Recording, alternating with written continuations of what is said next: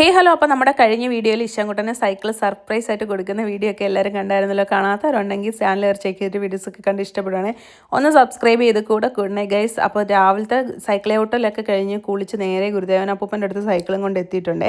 അപ്പോൾ കിട്ടിയപ്പോഴേ പറഞ്ഞത് നമുക്ക് ഇവിടെ വരണം, സൈക്കിൾ ഇവിടെ കൊണ്ട് കാണിക്കണമെന്നൊക്കെ. ഞങ്ങളുടെ തൊട്ടപ്പുറത്താണ് ഗുരുമന്ദിര. അപ്പോൾ അവന് ഭയങ്കര ഇഷ്ടമാണ് ഇങ്ങോട്ട് വരുന്നതൊക്കെ. കണ്ടോ, ആ മതിൽ കഴിഞ്ഞിട്ട് ഇച്ചിരി ഇങ്ങോട്ട് മാറുമ്പോൾ ഗുരുമന്ദിരമാണ്. അത് കഴിഞ്ഞിട്ട് നമ്മൾ കാഞ്ഞൂർ പോയിട്ടുണ്ടായിരുന്നു. കാഞ്ഞൂർ പോയപ്പോൾ അൺഎക്സ്പെക്റ്റഡ് ആയിട്ട് നമ്മൾ രാജേച്ചി കണ്ടിട്ടുണ്ടായിരുന്നു. അവൻ കണ്ടപ്പോൾ തന്നെ മനസ്സിലായി രാജ്യമ്മയെന്ന് പറഞ്ഞ് ഓടി തോളത്തൊക്കെ കയറിയിട്ടുണ്ടായിരുന്നേ. അവിടുന്ന് ചേച്ചിയുടെ സ്ഥലത്തോട്ടും പോയി ഞാൻ ദേ കാഞ്ഞൂർ അമ്പലത്തിലോട്ടും വന്നിട്ടുണ്ടായിരുന്നു. ഇവിടെ വന്ന് നമ്മൾ തൊഴുത് കഴിഞ്ഞ് രസീതൊക്കെ കൊടുത്തപ്പോഴത്തേക്ക് പൂജയ്ക്കായിട്ട് നട അടച്ചു.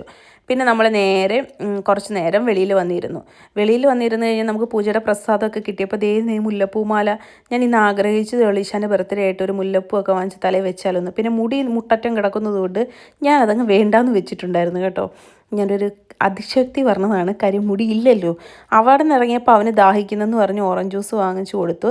അവിടുന്ന് പിന്നെ നമ്മൾ ബ്രൂഫിയെ പോയിട്ടുണ്ടായിരുന്നു. അപ്പോഴത്തേക്ക് വിഷ്ണുവേട്ടൻ അവിടെ എത്തിയിട്ടുണ്ടായിരുന്നു കേട്ടോ.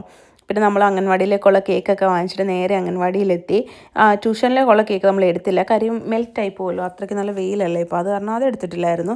അംഗൻവാടിയിലെത്തി. ഇതൊക്കെ ഇശാൻകുട്ടൻ്റെ ഫ്രണ്ട്സാണ് കേട്ടോ. ഇശാൻകുട്ടൻ്റെ ഫ്രണ്ട്സിനകത്ത് സമ്മറിൻകുട്ടി വന്നിട്ടില്ലായിരുന്നു, ബാക്കി എല്ലാവരും വന്നിട്ടുണ്ടായിരുന്നു. പിന്നെ ഇശാൻകുട്ടൻ്റെ മോന് ടീച്ചറും എത്തിയിട്ടില്ലായിരുന്നു. ടീച്ചറിന് എന്തോ അസൗകര്യമായിട്ട് എത്താൻ സാധിച്ചിട്ടില്ലായിരുന്നു കേട്ടോ. അപ്പോൾ ഇന്ന് ടീച്ചറും ഇല്ലായിരുന്നു, സമ്മറിനും ഇല്ലായിരുന്നു.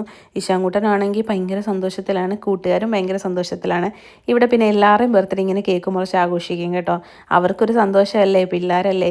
അപ്പോൾ നമ്മുടെ ഈ വീഡിയോസൊക്കെ വലുതാവുമ്പോൾ അവനെടുത്ത് കാണുമ്പോഴെന്ത് സന്തോഷമായിരിക്കും അല്ല. ഈ ഓരോ മക്കൾമാരും കാണുമ്പോൾ അവർക്ക് എന്തൊരു സന്തോഷമായിരിക്കും അല്ലേ.